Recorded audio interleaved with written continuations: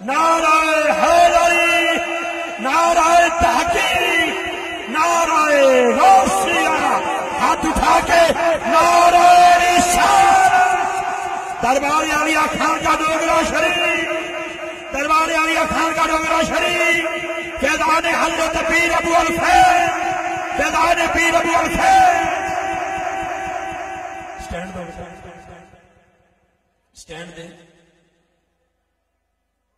آپ آؤ نا، نہیں تو سن دیا نا مینو پورا ادھر رش کی کہنا ڈیوٹی تو پوری دینی، رش ہوئے تو بھون مرضی ہو، ڈیوٹی تو بیٹا کرنی دینی پڑی جس کو۔ الرضا صاحب بہت شکریہ یار۔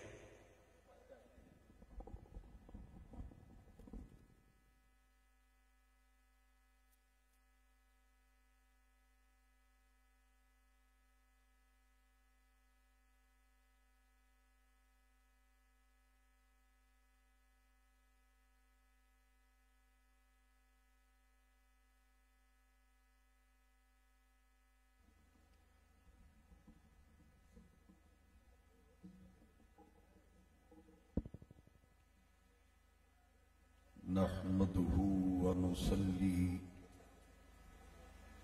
ونسلم على رسوله النبي الأمين الكريم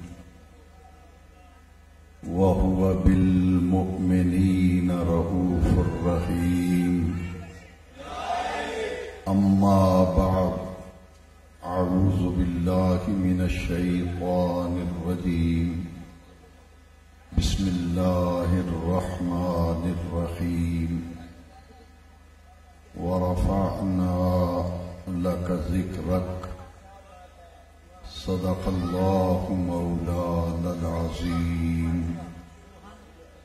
صلى الله على النبي الأمي وآله صلى الله عليه وسلم. صلاة وسلاما عليك يا رسول الله. صلاة وسلاما عليك يا حبيب الله. معزز محترم مہمانان گرامی قدر، جملہ علماء کرام، نعت خوانان شیریں لسان، برادران دین و ملت، بڑا پاکیزہ ماحول اور بڑی پاکیزہ محفل ہے جس میں آج ہمیں حاضری کی سعادت میسر آ رہی ہے.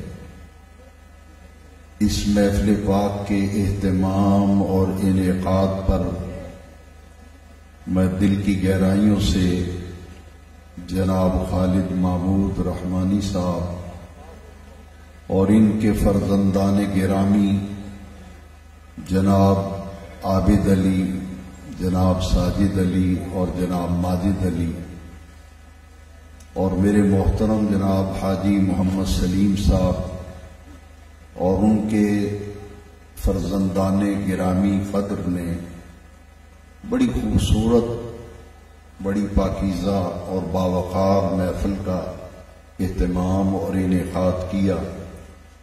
میں دل کی گہرائیوں سے ہدیہ تبریک پیش کرتا ہوں. دعا گو ہوں کہ اللہ رب العزت ذکر رسول کی برکتوں سے دین و دنیا میں اللہ کریم انہیں جزائے خیر اور جزائے کامل عطا فرمائے. آپ کافی دیر سے محفل میں موجود ہیں اور ابھی آپ کے سامنے آج کی محفل کے انتہائی معزز بین الاقوامی شہرت یافتہ ثنا خان، جن کو میں ذاتی طور پر خود سن کر بڑا معزوز ہوتا ہوں، حضور نبی کریم علیہ السلام کا ذکر مبارک بڑے ہی خوبصورت، بڑے ہی آسن انداز میں، بڑی صحت لفظی کے ساتھ عاشقان رسول کے دلوں کو محبت رسول کی سوغات بانٹتے ہیں. وہ تشریف فرما ہیں، تشریف لے آئے ہیں۔ میرا دل چاہ رہا تھا کہ میں انہی کو سننے کی سعادت حاصل کروں، یہ نعت شریف پڑھیں اور میں ان کی نعت شریف کو ذوق و شوق سے سنوں، مگر بانیان محفل کی محبت، ان کا خلوص کہ انہوں نے اس عاجز کو اس محفل میں حاضری کے لیے حکم دیا۔ میں اللہ رب العزت کا شکر ادا کرتا ہوں کہ حسب وعدہ میں محفل میں حاضری کا شرف حاصل کر رہا ہوں۔ میرے بہت پیارے عزیز بین الاقوامی شہرت یافتہ شہنشاہ نقابت، افتخار نقابت جناب الحاج افتخار احمد صاحب رضوی نے بڑی خوبصورت محفل کو لے کے چل رہے ہیں۔ اللہ رب العزت ان کے ذوق میں، ان کے انداز بیان میں رب ذوالجلال مزید نکھار عطا فرمائے۔ کوئی تفصیلی خطاب کا وقت نہیں، وقت کا کچھ تقاضا ہوا کرتا ہے، مہمانان گرامی کی کثرت ہے اور مہمانوں کی آمد کا سلسلہ جاری ہے اور رات گئے تک یہ سلسلہ جاری رہے گا۔ میں اس محض حصول برکت کے لیے ایک میسج، ایک پیغام ہے جس محبت و خلوص سے، پیار سے آپ سفر کر کے اور اپنا نیند اور آرام چھوڑ کر محفل میں تشریف لائے ہیں، میں چاہتا ہوں کہ اس محفل سے ایک پیغام، ایک سبق لے کے اپنے گھروں کو ہم لوٹیں۔ میرے امام اعلی حضرت عظیم البرکت مجدد دین و ملت امام الشاہ احمد رضا خان فاضل و محدث بریلوی علیہ رحمہ نے خوبصورت افکار و نظریات کی ترجمانی کی ہے کہ اللہ کی سر تب قدم شان ہے یہ، اللہ کی سر تب قدم شان ہے یہ، انسان نہیں انسان، وہ انسان ہے یہ، قرآن تو ایمان بتاتا ہے انہیں، ایمان یہ کہتا ہے کہ میری جان ہے یہ، قرآن تو ایمان بتاتا ہے انہیں، ایمان یہ کہتا ہے کہ میری جان ہے یہ۔ ڈاکٹر اقبال نے کہا کہ مغز قرآن، مغز قرآن روح ایمان، مغز قرآن روح ایمان، جانے دی ہست حب رحمت للعالمین، ہست حب رحمت للعالمین۔ اور سیدنا پیر مہر علی شاہ صاحب تاجدار گولڈا شریف، آپ نے جس خلوص اور عشق رسول میں ڈوب کر انہی نظریات کی ترجمانی کی ہے، وہ انہی کا حصہ ہے، وہ انہی کا خاصہ ہے۔ آپ کو جب حالت بیداری میں نبی کریم علیہ السلام کی زیارت ہوئی، دیدار ہوا سیدنا مہر علی شاہ گولوی رحمت اللہ علیہ، کیا مقام ہے ان اللہ والوں کا کہ خواب میں حضور کی زیارت ہو جانا بڑے اعزاز کی بات ہے، لیکن اس کا کیا کہنا، اس کی عظمتوں کا کیا کہنا جس کو حالت بیداری میں مدینے والے کا دیدار ہو جائے۔ سبحان اللہ، سبحان اللہ، سبحان اللہ۔ سیدنا میر علی شاہ گولوی رحمت اللہ علیہ جاگتے ہوئے حالت بیداری میں جب حضور کی زیارت ہوتی ہے، بات وہی جو ڈاکٹر اقبال نے کی، بات وہی جو امام احمد رضا نے کی، پیر مہر علی شاہ گولوی علیہ رحمہ کا اپنا انداز ہے۔ جب حضور کا دیدار ہوا فرماتے اس صورت نو میں جان آکھاں،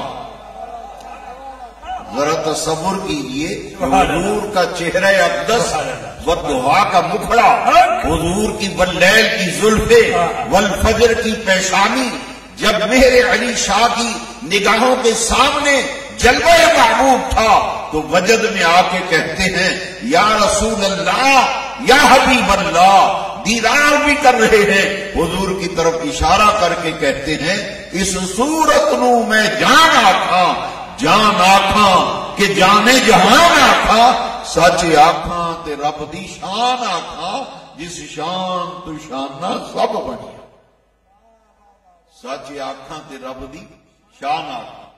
اور امام کیا فرماتے ہیں؟ یہی بات امام نے کی ہے کہ اللہ کی سر تب قدم شان ہے یہ انسان نہیں انسان وہ انسان ہے یہ. قرآن تو ایمان بتاتا ہے انہیں ایمان یہ کہتا ہے کہ میری جان ہے یہ. سبحان اللہ سبحان حضور کی محبت یہ ایمان کی جان ہے. کسی بھی صاحب ایمان کسی بھی مومن کے ایمان کو اگر دیکھنا ہو تو جتنا اس کے دل میں مدینے والے کا پیار ہوگا اتنا بڑا وہ مومن ہوگا. آپ میں سے اور ہم سب میں سے جو یہ دیکھنا چاہے کہ میرے ایمان کا درجہ کیا ہے، میں کس درجے کا مومن ہوں، تو اپنے من کی دنیا میں دل میں جان کر دیکھ لے. جتنا گنبد خضرا کے مقیم کی محبت و پیار اس کے دل میں ہوگا اتنا بڑا وہ مومن ہوگا. جتنی حضور کی محبت ہوگی اتنا بڑا وہ مومن ہوگا. کیونکہ اصل میں ایمان نام ہی محبت مصطفیٰ کا ہے.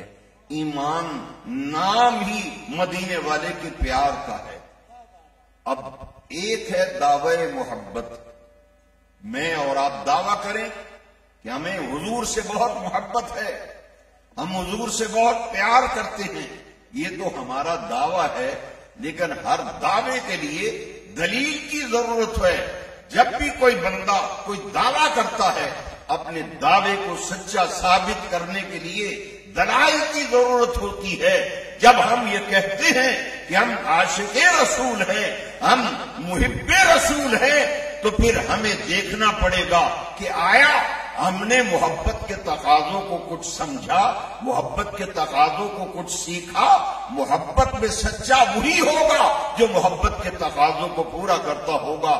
جس کے دل میں مدینے والے کا پیار ہے تو اس کی محبت کا اظہار کیسے ہوتا ہے؟ حدیث شریف میں ہے من احب شیئا اکثر ذکرہ، جب کسی سے محبت ہوتی ہے تو وہ کثرت سے اپنے محبوب کا ذکر کرتا ہے. جس سے محبت ہوتی ہے کثرت سے اپنے محبوب کا ذکر کرتا ہے. جتنے ثناخوان آ رہے ہیں اپنی اپنی باری پر ہر کوئی ذکر مصطفیٰ کر رہا ہے، ذکر نبی کر رہا ہے، ذکر رسول سے فضاؤں کو منور و معطر کر رہا ہے. یہ میرے آقا کا ذکر وہ ذکر ہے کہ بے نیاز رب نے قرآن میں فرمایا وَرَفَعْنَا لَكَ ذِكْرَكَ، اے محبوب ہم نے آپ کی خاطر آپ کے ذکر کو بلند کر دیا. یہ حضور کا ذکر اسے اللہ نے بلندی عطا کی. ہم نے حضور کی ذکر کی محفل سجائی، لیکن یاد رکھو یہ سعادت ہمارے حصے میں آئی کہ ہم آقا کی محفل سجا کر اپنے آقا کا ذکر سن رہے ہیں، ذکر کر رہے ہیں اور سن کر مشام جاں کو معطر کر رہے ہیں. لیکن در حقیقت یہ وہ ذکر ہے جس کو رب ذوالجلال نے خود رفعت عطا کی، بلندی عطا کی. فرمایا اے محبوب ہم نے آپ کے ذکر کو آپ کی خاطر آپ کے آنے سے پہلے کائنات میں بلند کر دیا. اور میرے امام فرماتے ہیں ورفعنا لک ذکرک ہے سایہ تجھ پر، ورفعنا لک ذکرک ہے سایہ تجھ پر، بول بالا ہے تیرا ذکر ہے اونچا تیرا، بول بالا ہے تیرا ذکر ہے اونچا تیرا. حاضرین محترم، اب پہلی علامت میں نے ایک بیان کی، من احب شیئا اکثر ذکرہ، جس سے محبت ہوتی آدمی اسی کا ذکر کرتا ہے، اٹھتے بیٹھتے اسی کا نام جپتا ہے، خلوت و جلوت میں اپنے محبوب کو یاد کرتا ہے. تو آقا کی محبت کا دعویٰ یہ کوئی معمولی بات ہے. معلوم یہ ہوا جو مدینے والے سے محبت کرتا ہے اس کی زبان پر کثرت سے مدینے والے کا ذکر بھی ہوتا ہے، وہ کثرت سے مدینے والے آقا پر درود و سلام کے نذرانے بھی پیش کرتا ہے۔ نعرہ تکبیر، نعرہ رسالت، نعرہ رسالت، دونوں ہاتھ اٹھا کے نعرہ رسالت، نعرہ رسالت، نعرہ حیدری۔ کثرت ذکر، ایک ثناخان ذکر کر رہا ہے، پھر دوسرے ثناخان آ رہے ہیں، وہ ذکر کر رہے ہیں، پھر علماء آ رہے ہیں، وہ خطابات کے ذریعے ذکر رسول سے فضاؤں کو معطر و معمر کر رہے ہیں۔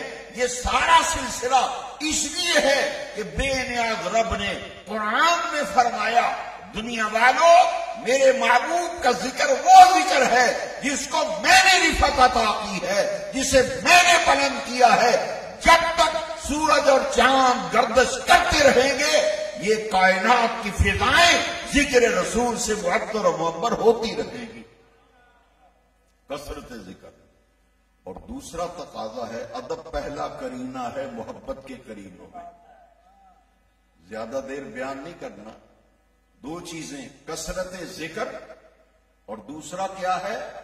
ادب پہلا کرینہ ہے محبت کے کرینوں میں۔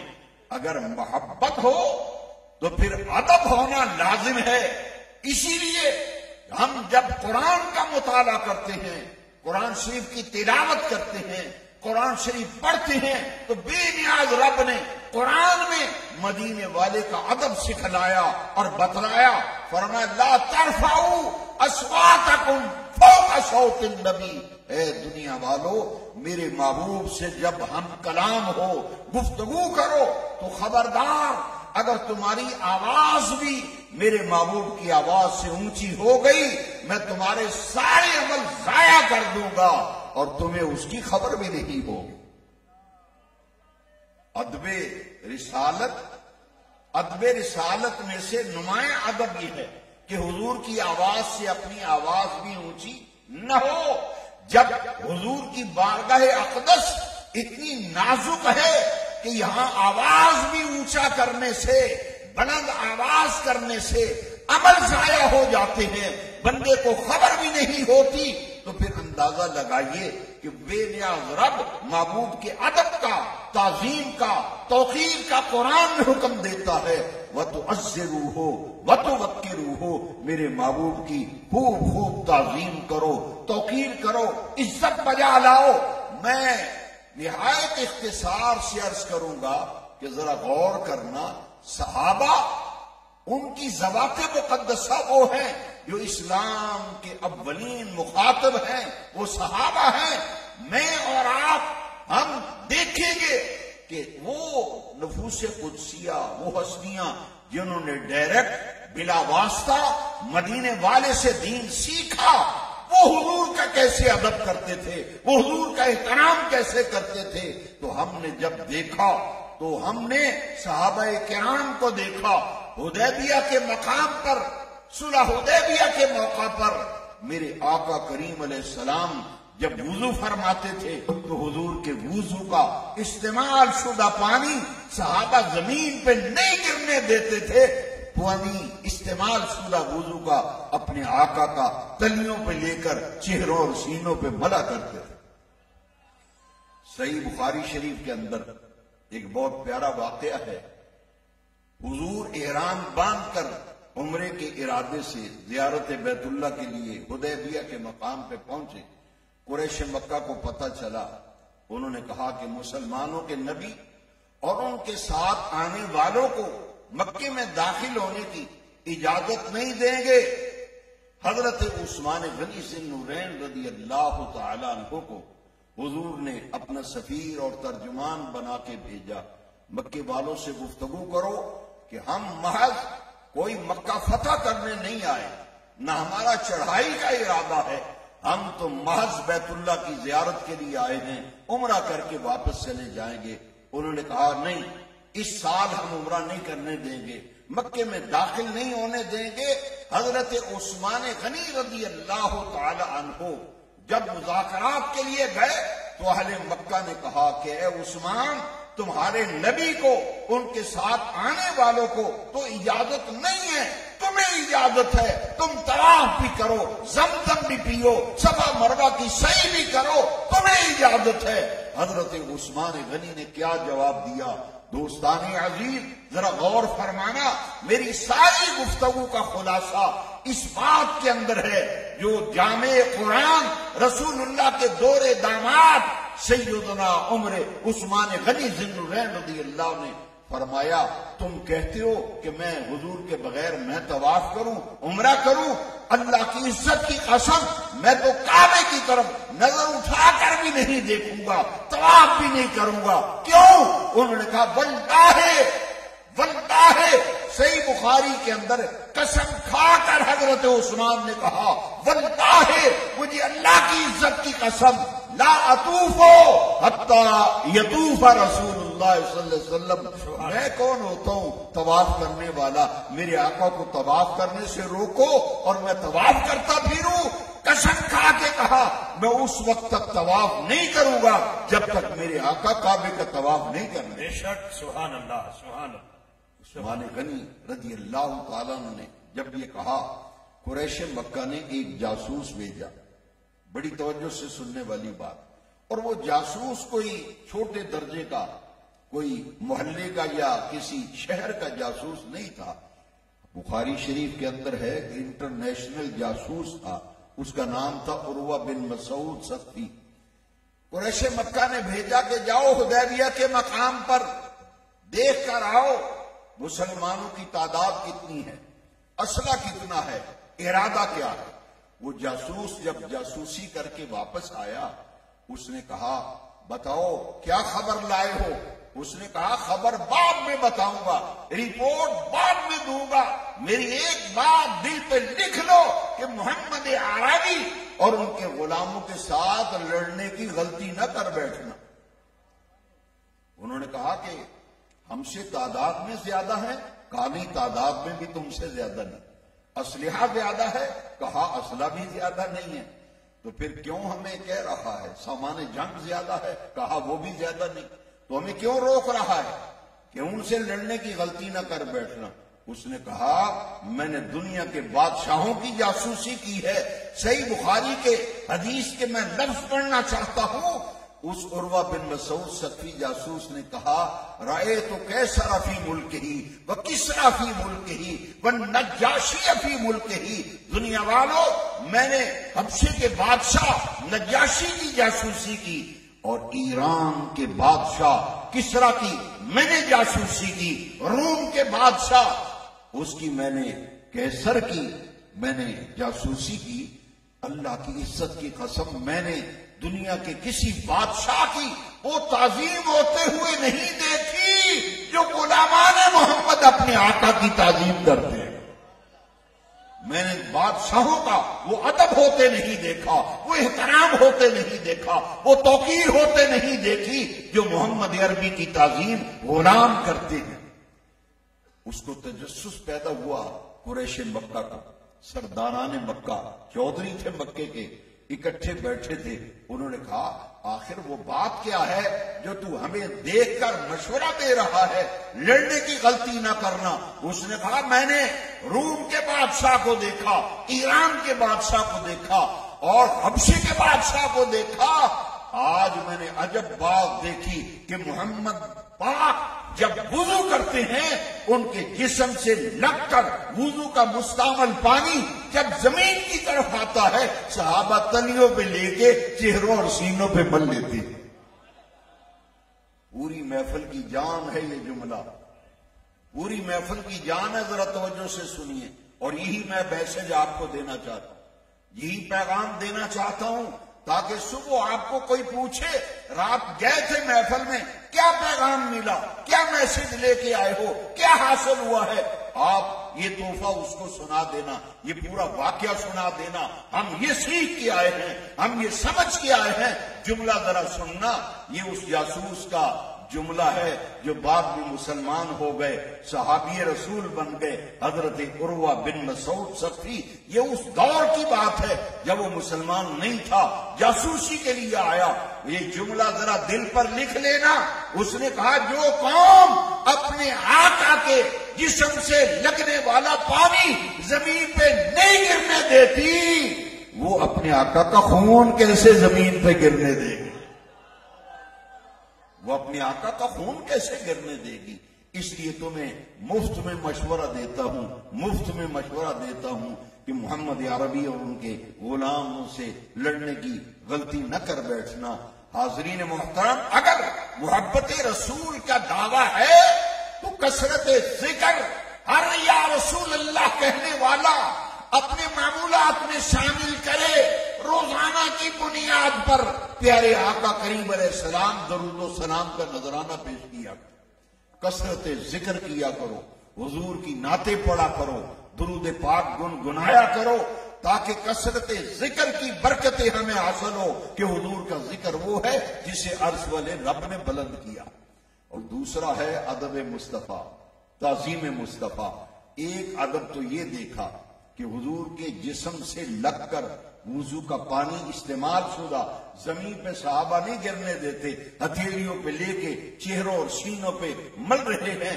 اور دوسرا منظر بھی میں دکھانا چاہتا ہوں، میری اور آپ کے آقا جب حجامت بنواتے، آپ کے بال کاٹنے والا بال کاٹتا، وہ کتنا حجام خوش نصیب تھا جب حضور کی حجامت کرنے آتا تھا، حجامت بنانے آتا تھا تو صحابہ کرام مبارکیں دیتے تھے، تمہیں مبارک ہو، یہ اعزاز اور یہ شرف تمہارے حصے میں آیا ہے، تم آقا کی زلفوں کو تراشتے ہو، حضور کی حجامت کی سعادت تمہارے حصے میں آئی ہے۔ جب حضور حجامت بنواتے تھے تو مچل جاؤ، اللہ کی عزت کی قسم ہے، حجامت کے کٹے ہوئے بال صحابہ زمین پہ نہیں گرنے دیتے تھے۔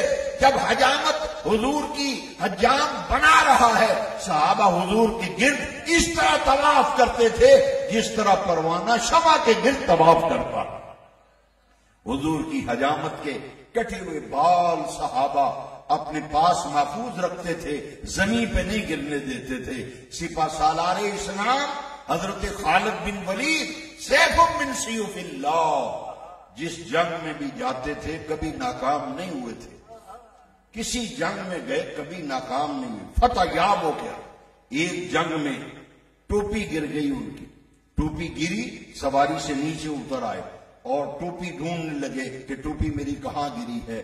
سپاہیوں نے کہا جناب آپ کمانڈر ان چیف ہیں، آپ سپہ سالار ہیں، آپ کمان کر رہے ہیں، آپ کو ٹوپی کی فکر پڑی ہوئی ہے، چھوڑو ٹوپی کو، اور ٹوپیاں مل جائیں گی، تمہیں اس جنگ کی کمان کر رہے ہو، دشمن سر پہ کھڑا ہے، یہ کوئی دانش مندی ہے کہ ٹوپی گری ہے ٹوپی ڈھونڈتے پھرتے ہو۔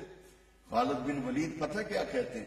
کہتے تمہیں کیا پتا کہ مجھے ٹوپی کی تلاش کیوں ہے، تمہیں کیا پتا کہ مجھے ٹوپی کی تلاش کیوں ہے، یہ کوئی عام ٹوپی ہے، میں نے اپنے سر کی ٹوپی پر اپنے آقا کا ایک منہ مبارک ٹوپی میں سیا ہوا ہے، اور منہ مبارک والی ٹوپی پہن کر جس جنگ میں بھی جاتا ہوں فتح یاب ہو کے آتا ہوں، کبھی ناکام ہو کے نہیں آیا۔ تو جب منہ مبارک والی ٹوپی کی برکت سے جنگیں جیتتا ہوں، وہ ٹوپی نہ ملی تو جنگ کیسے جیتوں گا؟ یہ صحابہ کرام سے حضور کا ادب، محبت، تعظیم کی کیفیت دیکھیں۔ وضو کا پانی چہروں پہ، بال سنبھال رہے ہیں۔ ایک صحابی نے حضور کی حجامت کے کٹے ہوئے ناخن مبارک رکھے تھے، جب وصال کا وقت آیا انہوں نے وصیت کی جب مجھے لحد میں اتارو تو حضور کی حجامت کے کٹے ہوئے ناخن میری آنکھوں پہ رکھ کر مجھے دفنا دینا، تاکہ اس کی برکت سے مجھے آخرت میں بھی نفع اور فائدہ حاصل ہو۔ یہ باتیں سب سمجھ میں آتی ہیں، لیکن جو آخری بات سنا کر اجازت لینے لگا ہوں وہ دل کی گہرائیوں میں بٹھانے والی بات ہے۔ یہ صحیح بخاری کے اندر حدیث ہے، جس دن میرے نبی پاک کا وصال ہو۔ بات بڑی اہم ہے، آپ کی توجہ چاہتا ہوں، میں غیر ضروری گفتگو نہیں کر رہا کہ ادھر ادھر کی باتیں کر کے میں آپ کا وقت ضائع کر کے چلا جاؤں۔ میں ایک ایک سیکنڈ سے ایک ایک لمحے سے فائدہ اٹھاتے ہوئے آپ کو بہت قیمتی موتی دینا چاہتا ہوں. صحیح بخاری کے اندر ہے جس دن میرے آقا کا وصال ہوا، جس دن میرے آقا کا وصال ہوا، فجر کی نماز کا وقت تھا، میرے آقا کی طبیعت ناساز تھی. وصال سے پہلے 3 دن حضور مسجد میں تشریف نہیں لائے، نقاہت بہت غالب تھی. فجر کی نماز کا وقت ہوا تو حضور نے فرمایا چلو میں دیکھنا چاہتا ہوں میرے مقرر کیے ہوئے امام ابو بکر کی امامت میں میرے صحابہ کیسے نماز پڑھ رہے ہیں. امام میں نے مقرر کیا ہے، میرے متعین کردہ اور مقرر کردہ امام کے پیچھے صحابہ کیسے نماز پڑھ رہے ہیں. صحیح بخاری میں ہے جب حضور کے گھر کا دروازہ مسجد نبوی کی پہلی صف کے کونے میں کھلتا تھا، ادھر حضور گھر سے نکلتے مسجد میں داخل ہوتے تو حضور کا پائے اقدس جو ہے پہلی صف میں آتا تھا. بالکل اس طرف قبلے کی طرف صحابہ نماز پڑھ رہے ہیں اور ادھر بائیں طرف حضور کے گھر مبارک کا دروازہ تھا اور حضور کے گھر مبارک کے دروازے کے آگے ایک اون کا پردہ لٹکا رہتا تھا. ہر وقت اون کا بنا ہوا پردہ تھا، وہ پردہ لٹکا ہوا تھا. میرے آقا نے پردے کو ہٹایا تاکہ میں دیکھوں میرے مقرر کیے ہوئے امام ابو بکر کے پیچھے صحابہ کیسے نماز پڑھ رہے ہیں. جیسے ہی حضور نے پردہ ہٹایا، پردہ ہٹنے کی آواز آئی، کعبے کے رب کی قسم ہے، صحیح بخاری میں حدیث ہے، سارے کے سارے صحابہ کعبے سے منہ پھیر کر رسول اللہ کے چہرے کی زیارت کرنے لگے. کعبے سے رخ پھر گئے.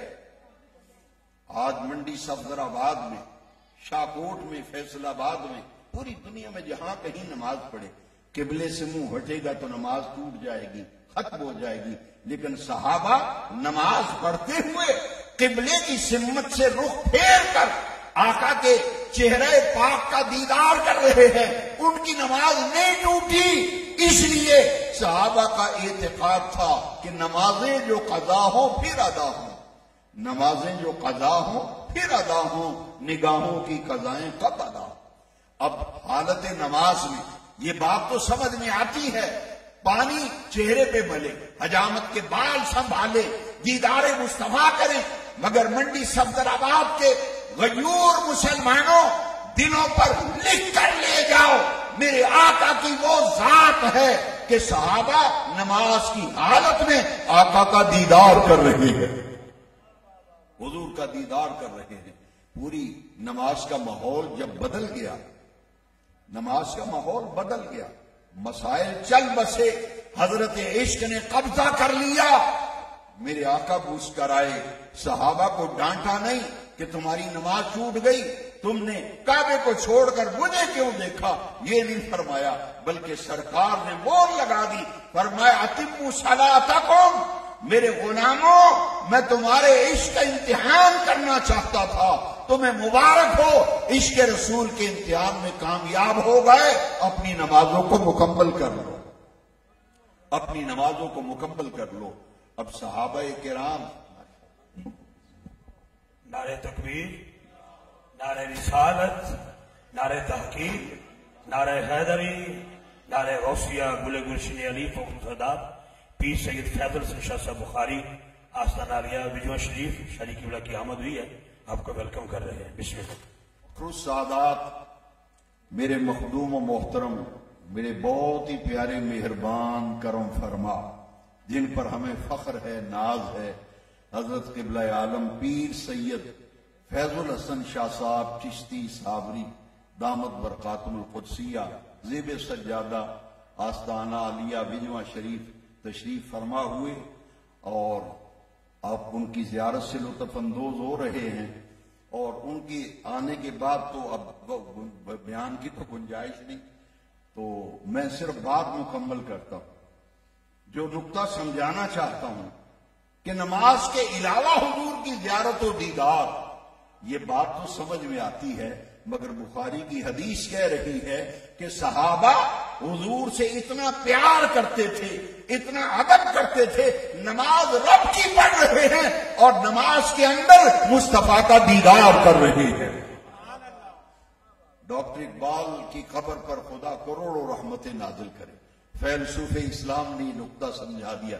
اقبال کہتے ہیں ذوق تیرا اگر نہ ہو میری نماز کا امام. یا رسول اللہ شوق تیرا اگر نہ ہو میری نماز کا امام. میرا قیام بھی حجاب میرا سجود بھی حجاب. ہماری تو نمازیں مکمل ہی نہیں ہوتی جب تک تصور مصطفیٰ نہ آئے. اور صحابہ نے ہمیں یہ درس دیا, یہ سبق دیا. دنیا والوں عبادت خدا میں تعظیم مصطفیٰ کا تصور اگر سیکھنا ہے تو صحابہ کرام سے سیکھو. وہ نماز کے اندر میرے مصطفیٰ کا کیسے ادب و احترام کیا کرتے. نماز رب کی پڑھی جا رہی ہے, چہرہ مکمل پھیر کر حضور کی زیارت کی جا رہی ہے. کیوں؟